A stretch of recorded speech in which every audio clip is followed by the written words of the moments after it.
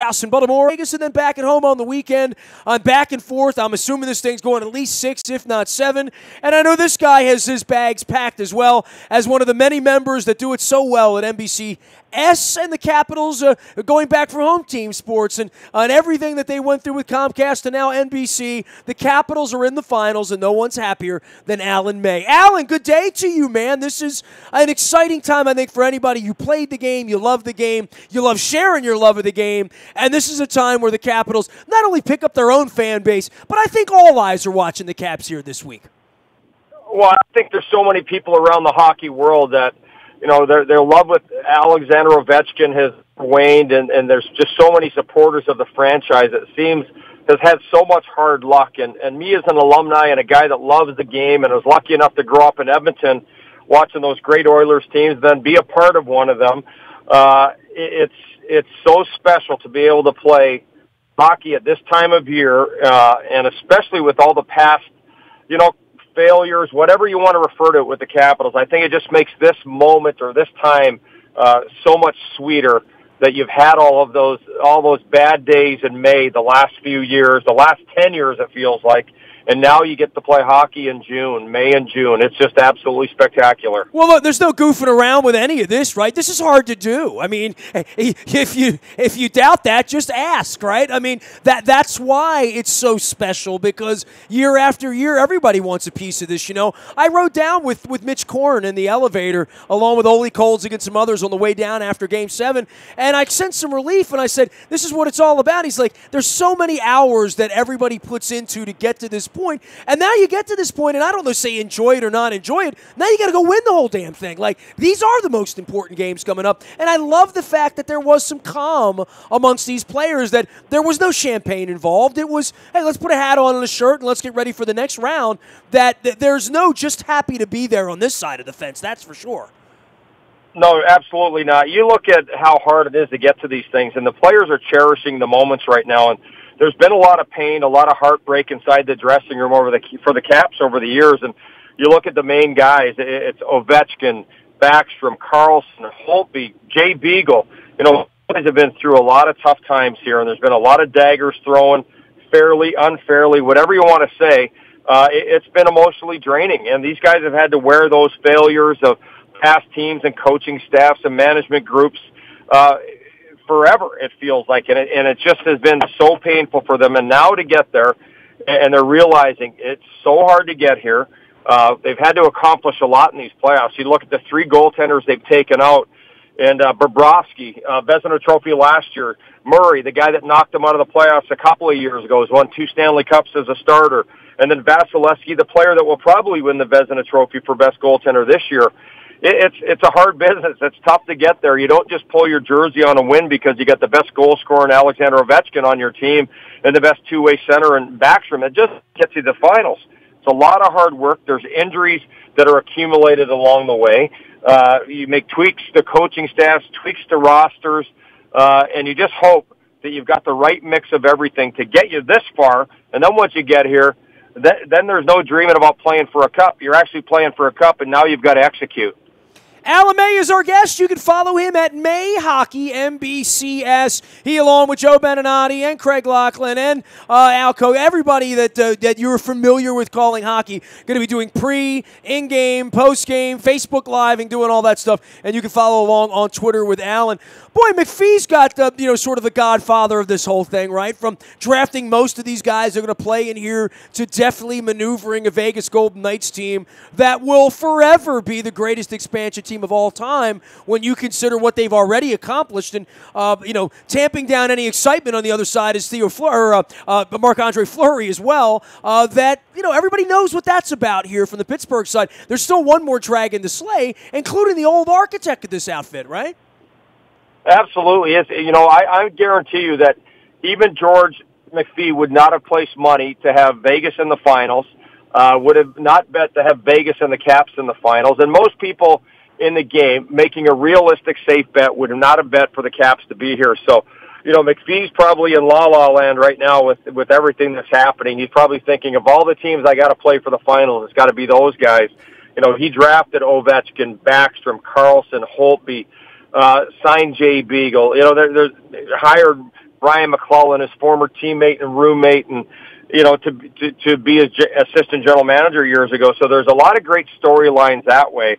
But I think he's just as surprised as everyone that it's the Caps and the Golden Knights, and the Golden Knights are probably one of the most amazing stories ever. And if they somehow find a way to win the Stanley Cup in this first year after paying $500 million to get in the league, and everyone picked everyone else to win the Stanley Cup, but certainly not the Golden Knights, it'll go down as one of the craziest sporting events or happenings that we've ever witnessed. Well, I mean, you're old school. You're Canadian. You played in all sorts of, places in the IHL and the AHL and all these towns around. You know all these hockey purists. There's something about Vegas doing this early on that makes me feel a little dirty going out there this week and next week and maybe the week after next for a Game 7 that they have no blood on the bricks here at all as a fan base, as an organization. It almost seems a little crooked, a little unfair, doesn't it?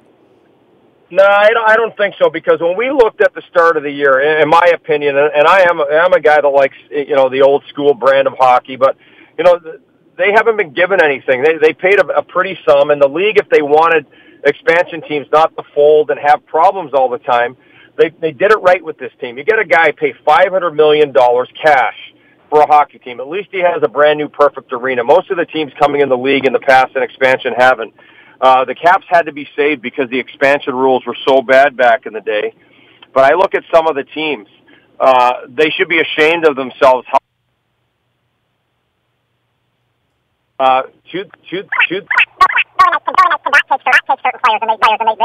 Florida Panthers gave them 50 goals off of their roster, and Jonathan Marchessault and Riley Smith. And then you look at the Minnesota Wild. You tell me they couldn't use Eric Holla and Alex Tuch. The Capitals, sure, everyone would have loved to have Schmidt here, but everyone thought it was going to be Grubauer for sure. And, Schmidt goes out and has that incredible series against the Maple Leafs, and he played very well against the Penguins. And all of a sudden, that's not a bad guy. They were probably expecting Nate to be the 7th defenseman, 6th defenseman in Vegas, and he wasn't. He found a way to be one of their top 2 guys. But I just think it's a miracle event in the National Hockey League that this has happened. I think it's actually good for the game. It's bringing in new viewers, and it's made this an exciting time for people that don't follow hockey. All of a sudden are starting to follow. The ratings are up all over the place. I normally don't care about the ratings except here in D.C., but I think it's actually a good story, because I never liked the fact that you put a team in Cleveland and you put a team in D.C., Kansas City, all these different outlets. San Jose, they somehow found a way to get a different ownership to make it work. But you gave them a lot of bad hockey players and expected them to make it work with these high ticket prices. Now Vegas has found a way to make it work, and the league made it, an easier road for them than other teams to be maybe a wild card team. But I look what's going to happen next with the Seattle team that'll be announced probably on June 20th as the coming in next expansion franchise in the National Hockey League. You can bet every National Hockey League general manager is going to play his cards a lot different on who they expose for the Vegas Golden Knights. Alan May talking some hockey sense, as he always does at NBCS in Washington, as well as at May Hockey NBCS out on Twitter. An incredible time to get together for anybody that's a hockey fan. And, you mentioned a couple things here. First off, you said the words Grubauer. And I've talked to people about this, that if you were writing the script of this story, if the Capitals are skating the Cup 2 weeks from now in some way, you could talk about Trotson being hired and McClellan and, different things. But certainly for the playoffs, the fact that Grubauer started this thing, and Hopi is capable of winning a Stanley Cup and well compensated to do so, and wasn't even given an opportunity to come onto the ice in Game 1 or Game 2 against Columbus. Boy, the narrative has changed so much here over the 6 or 7 weeks already into this playoff run. Well, it certainly has, and I think the guy that deserves a great deal of the credit is Barry Trotz for having the conviction to start Grubauer, and then having the conviction equally to yank him out of the net and put Braden Holtby back in as the starter. There's been the guys on the top line that have dropped to the 4th, and guys that were on the 3rd that went to the 2nd. And Barry Trotz has been doing all the right things this year. The creativity and the adapting on the power play to things that didn't work, finding holes in other teams' games, and playing chess than the other 3 coaches that he's played against so far. I think it's been absolutely spectacular what he's been able to do. He's made himself a better coach this year. And that normally doesn't happen as you get this far along in your career. He has done an exceptional job of changing things up, adding some tweaks, and I just think it's outstanding that he was able to look at himself and say, I've got to change things, I've got to be better, I've got to help my players succeed, and it's been so wonderful to watch. And as a guy that loves the game and wants this team to be successful and would love to see the Capitals hoist the Stanley Cup, I think Barry Trotz has really earned his keep this season. See, every time I speak about him, I go back 30 years with Trotzy, as do you. I think we're a little tainted and jaded about, what he's represented and what he did with an expansion franchise for the better part of 2 decades then in Nashville. That plant has certainly grown down there, and they may have been a likely candidate for a Trotz goes back to Nashville thing. Instead, it's McPhee. But, this is Trotz's chance to shine. I mean, I was in his post-game presser after Game 7, and the national media that's all dealt with him and knows what kind of person he is, he was talking about everybody but himself, which I guess is his way. But when the book gets written, Adam Oates couldn't get this done. Dale Hunter, guys you played with that you had a lot of respect for as players, and here comes Trotz, who is a little bit of a Yoda when it comes to the hockey thing here, a little bit of a hockey player whisperer 2 decades into this thing, right? Boy, it's been amazing what he's brought to the culture that he's brought to the Capitals. And all those rookie coaches, they needed a voice and a hand of experience when they hired him, and he brought so much structure here. Unfortunately, they had to play the Pittsburgh Penguins the last 2 years in the playoffs preceding this one. And, the top 2 teams in the league, in my opinion, each year, and they've got to play in the second round. It doesn't seem right, but you know what? That's the rules. Everyone knew what they were. But, he's done a great job. They needed it. This veteran coach didn't get where he wanted to with those rosters the first 3 years that he was here. I think the first year was a discovery year, and they did very well. The next 2, they could have easily won the Stanley Cup had they passed the Pittsburgh Penguins in those Game 7s. You look at what he's been able to do this year. He knew he had to change things up. He outcoached Tortorella. He outcoached Mike Sullivan, in my opinion, and he outcoached John Cooper. His players executed. That's part and parcel without coaching, but he had to put everyone in the area to succeed. He's done a masterful job.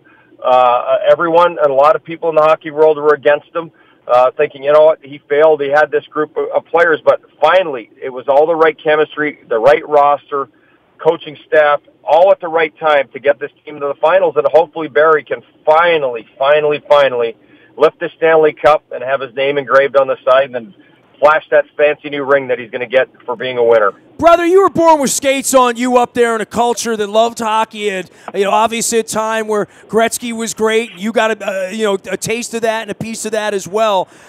For the people that aren't of the culture of hockey, maybe here in Baltimore, who grew up loving the Ravens or even the Colts or the Orioles or other sports, and I've watched the NBA here this week, and they have their own thing going on. I wasn't born with skates on in East Baltimore. I was just a kid that loved hockey. I guess I'm probably the most prominent hockey fan in Baltimore because we haven't had a lot of hockey fans in Baltimore over the course of time, and I covered the team 3 decades ago, and I stay in on all this. I must say, though, over the last week, and certainly over the next 2 weeks, as you guys broadcast, there'll be plenty of people in our audience who aren't typical hockey fans, who may have made fun of the Caps or made fun of hockey or been on the outside looking in, that now are going to get a peephole into this and get a look at this to see what this is about, to maybe be part of it. And I know there are Redskins or Wizards or Nationals fans or Terps or UVA fans or Georgetown fans who don't necessarily identify with hockey or with the Capitals. And I said to people, there's plenty of room on this bandwagon right now to get on, but it's got to be more than a bandwagon. This is really a chance to grow the game, to grow the sport here locally and regionally. That's unlike any other opportunity. Now, you got to win and all that, and it can't be a 4-game sweep loss. That would be an awful thing. But if this thing gets people engaged and gets the energy up and it goes 2-2, 3-1 in the right direction and you have a chance, I think the aftermath of this is that hockey grows locally, and I know you've wanted that for 30 years. I've wanted that for 40 years. And at the end of the day, I think that's going to be the real gift of all of this, if they win especially, is what it does for the franchise and what it does for the sport here locally. Well, it'll certainly create a lot. I've gone through this a couple times with teams that have won Stanley Cups in the city that I lived in, and I played in Edmonton, and there couldn't be more hockey players. But when they won their first Stanley Cup, years later after that, Edmonton had the most Stanley Cup, most NHL players in the league, the most born and raised kids in the league. Dallas Stars won it back in 1999, and they ended up producing NHL players left and right after that. It's been amazing the growth that it does. The kids that'll want to play, their parents are going to want their children to play. This run is so good for building the game and getting new eyes on the sport and exposing people to how magnificent a sport it is. And until you're engaged in it, if you're lucky enough to get into an arena, but if you start to really watch it intensely, you find the positives in it, and it will grow the game. It will make it better. These children that are 4, 5, and 6, and 7 years old that are watching these games with their moms and dads right now, they're still going to be playing when they're 25 and 30 years old. And it won't be for a paycheck. They'll be playing in men's leagues around the country, wherever life takes them. But they're going to be fans for life from watching what's happening right now. And I know it from the two experiences itself. It's a great thing. Hockey's got such a great culture around it because of people like Barry Trotz and Brian McClellan and Nick Backstrom and Alexander Ovechkin. Those are people you want to spend time with. Those are people that you want to be like. So this is a great time for the Capitals to continue developing this area, and this would be the ultimate icing on the cake to growing the game. You know, for a guy like you to see a kid like Ovechkin come in with everything you wish, you know, all the skills, all the speed, all the vision, all of that stuff, all these years later, to have watched all of this. Some thoughts on Alexander Ovechkin, because there were various times in his career where maybe he wasn't as focused, or he was younger, or he was immature, or he was rushing trying to figure out our culture, and then he has the money. But the one thing that it clearly burns in him, and it doesn't burn in every guy that has the money and the talent and all that, is to get here now. And more than anything, it's his talent, his skill, but finding this awakening at this point in his life that it's not going to be complete for him unless he skates that cup. Well, it certainly won't be complete. And he's not a guy that sits there and he's so egotistical that he thinks about his legacy and everything that matters. He's worried about winning what's right in front of him right now. And I love the attitude that he's always displayed, and that's own the day and own the game that you're in. And I have never not seen him give his best. I've seen him play hurt, not be necessarily great in those games, but still continue to fight through the pain. A lot of people have hidden behind the criticism of him, coaches, former teammates, and this guy's always done his job. But what I will say is he realizes now how hard it is to win a Stanley Cup. And there's something about this group of players that on this team that he's with that has gotten his emotions to another level. The sound of his voice right now is like I've never heard it. The glow in his eyes, the passion that he's playing the game with is next level because he's finally getting to realize how incredible this playoff run is. And it's got to be everyone. They've got 13 of the 16 forwards have scored in the playoffs so far that have dressed for the Capitals. And in the past, we've seen just Ovechkin and maybe one or two other guys put pucks in the net. Now it's from everyone, and that's how you win. You win as a team, but it's great to have a leader, a player that's the best at what he does, and that's score goals, the best power forward that may have ever played the game. And it's great to see him finally get the respect he deserves. He shut up a lot of people that have thrown daggers at him simply because he's a Russian. And it goes against what they believe in to cheer for someone from over there. But this guy's been a great member of the D.C. community, really this entire area. And he just continues to play with his heart, plays with passion, lives for the day, and wants more than anything to be able to feel the feeling that all the guys who won the Stanley Cup, whether they're a fourth-line guy, an extra call-up from the minor leagues, backup goaltender, they all want to hoist that cup as it's their own, and their name's going to get on it. So I hope he gets that chance because he has done nothing but great things for this franchise and really the entire National Hockey League. Alan, you've had a whole life in hockey, and a lot of guys play the game, and guys in your position leave the game and go work in some other place in life and whatnot. You've stayed so close to it. What do you love about hockey at this point? If you're speaking to someone that's on the fence about hockey and giving it a chance and putting it on, what keeps you engaged with it at this point? You know what? I now feel like I never played, and I know that I did. You know, there are websites that say that I did, and I've had some old jerseys, and I've got memories. But it's like it was so long ago. But what I've really liked, when you're in it, you don't notice this as much. But I always thought there were a lot of good people around the game. And now that I'm out of the game, and I'm an older person, I've got children of my own, I've got grandchildren. I've been around the game for 32 years now as a professional in one capacity or another.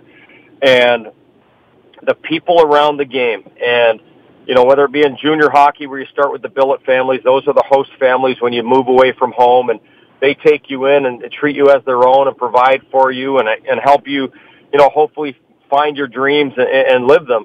But I just think the culture of the game is what I like the most. What I see these teams do in the communities, and the players do it without a second's hesitation to go visit a hospital or to start a charitable foundation that's legitimate, to be involved in youth sports. And I think to take that honesty in who they are as people and then take it out and play the game the way they do, they're respectful in their communities, they're respectful of people around them, they respect the game. And I think when you see that on display on the ice, when you're fortunate enough, or if you're lucky enough to meet the people associated with the Washington Capitals or any other NHL team around the game, they're good people and you want to be around them. And I think that's what really I have admired and cherished more than anything since I've gotten out of the game, is the quality of the people associated with it. You know what, Alan? I covered the game back in your era, and obviously being up here in Baltimore, I'm running around with the football team and the baseball team, and I dabble. And, you know, one thing I said to Trotz, I ran into him in Tampa early in the series, in the last series, and I said, you know, I'm not around hockey players all day, every day. It's not my beat. I'm around football players more. There's such an integrity about hockey players that I miss from covering the Skipjacks back in the era, Dougie McLean and Terry Murray and Gene Ubriaco and all those guys, when you're coming in with the Nova Scotia Oilers or the Maine Mariners or the Cape Breton Oilers back in the era. And I agree with you wholeheartedly. I just think there's an integrity level, especially when you get to this point in the playoffs, that the sacrifice, and, you know, Gary Rissling just sent me a text as we're talking here. He says they deserve the credit. They're playing for each other. And I think that's one thing you always hear about from any team at this point in the Stanley Cup Finals. They're playing for each other. Boy, there's something to be said for that I don't know that exists in baseball, right? Well, it is. And you know what? I just think that the way players are brought up in the game, wherever they are in the world, it's about respecting your coach and your teammates and the game, even the arenas and the dressing rooms that you play in, the amount of respect that you show to those things that are inanimate objects that are a part of what you do. I just think that the carryover there is what makes the players so good in the communities when they're done. Let's forget about them being a pro athlete when they're done, when they're just got a regular job as opposed to having the greatest job in the world. And by the way, that happens to every single one of them, right? Like every guy like you, yeah. Right? You know, there is an end to this, right? You then go out and walk life as like a citizen, not as a hockey player anymore, right? Yeah, you're going to have a work ethic and a passion that people want to be around. And the guy that texts you, Gary Rissling, is a guy that made it all on hard work. But I'll tell you what, there's very few people that have ever outworked him outside of the game of hockey. He got out of the hockey, went in the real world, and he's beat it. And he's continued to be an incredible person. And people from all over, I'm all over this area at all times, on behalf of the Capitals or NBC Sports, or the National Hockey League alumni, having me do events. And people ask me and talk to me about Gary Rissling all the time. And I've yet to hear a bad word from anyone outside of the game. I've heard a bad word from some guys inside the game, but it usually had to do with Gary Rissling punching him in the mouth because they were on the other team. Because they came in from Hershey. That's a whole different story. yeah, exactly. But it's a whole different story. That's an entirely different thing. But that's a guy that you want in your community. That's a guy that you want to be your neighbor. That's a guy that you want to be your boss. And I look around the game, and there's so many people like that. Hey, man, I always appreciate your time and your insights. Love watching the games on TV, and I know Joe B. and Locker, all you guys wish you were in the middle of all of this on the games, but certainly the Facebook Live stuff you're doing and out on Twitter. We'll see you out in Vegas, and we've come this far, Alan. Let's kiss the cup, man. Let's bring it back here and parade that damn thing around.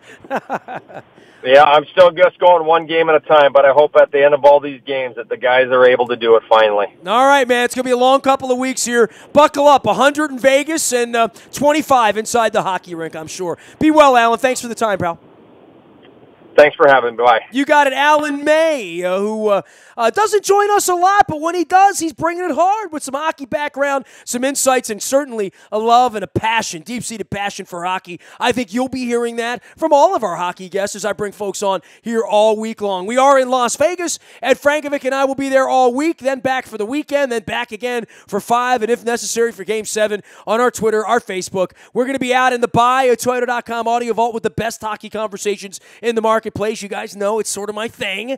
And, of course, our morning newspaper ships to your email inbox each and every morning at 7 a.m. It's all brought to you by Planet Fitness and PlanetFitness.com, where it's still $10 a month to get in the best shape of your life, guaranteed. Any breaking news when the Orioles deal Manny Machado, you'll get it first on the WNST Tech Service. It's all brought to you by our friends at Coons Ford of Security Boulevard. Dennis will be here on Thursday getting you ready for, let's see, at that point it'll be getting you ready for Game 3. So that happens on Thursday between 3 and 5. It is the SSV on WNST. Big thanks to our friends at Royal Farms for the coffee, the Kona blend.